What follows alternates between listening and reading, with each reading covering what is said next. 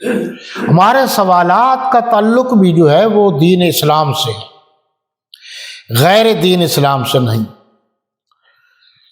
یہ نمبر 1 ہے جی، جرنیل اہل سنت والجماعت، جرنیل سپاہ صحابہ، قومی اسمبلی کے ممبر، دلیر، بہادر، جری، نڈر، جس نے ناموس صحابہ و اہل بیت بل اسمبلی میں پیش کیا تھا، مولانا اعظم طارق شہید رحمت اللہ تعالی علیہ نے ایک بات کی تھی۔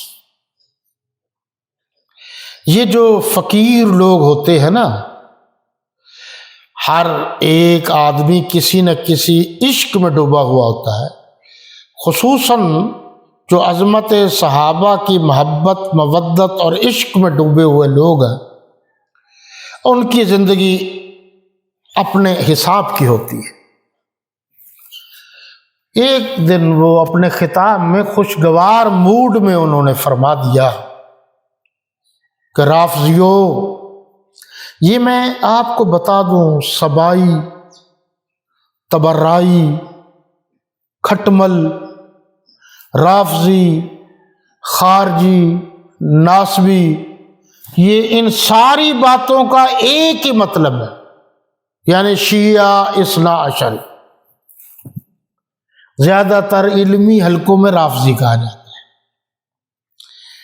حضرت فاروقی شہید ان کو گمراہ فرقہ، اور دائرہ ادب میں وہ کہتے تھے صحابہ دشمن گروہ۔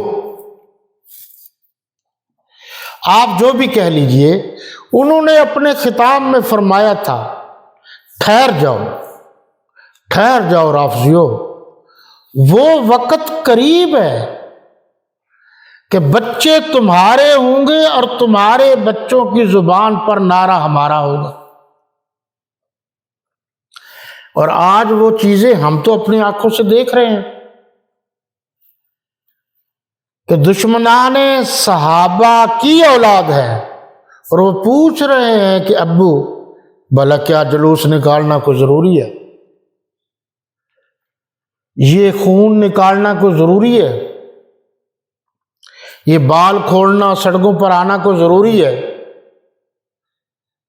یہ حضور کے صحابہ کرام کو برا بھلا کہنا کوئی ضروری ہے؟ تو ان سے جواب نہیں بن پڑتا، ایک بات۔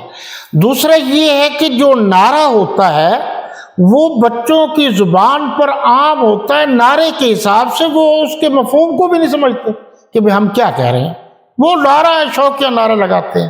تو بہت سارے مقامات پر میں نے سنا ہے کہ انہی کے بچے زبان سے نعرہ لگا رہے ہیں کہ صحابہ کا دشمن، اہل بیت کا دشمن، قرآن کا دشمن، ام المومنین ازواج مطہرات کا دشمن، کسی شکل میں، کسی رنگ میں، کسی جگہ پر، کسی مقام پر، کسی روپ میں مسلمان نہیں۔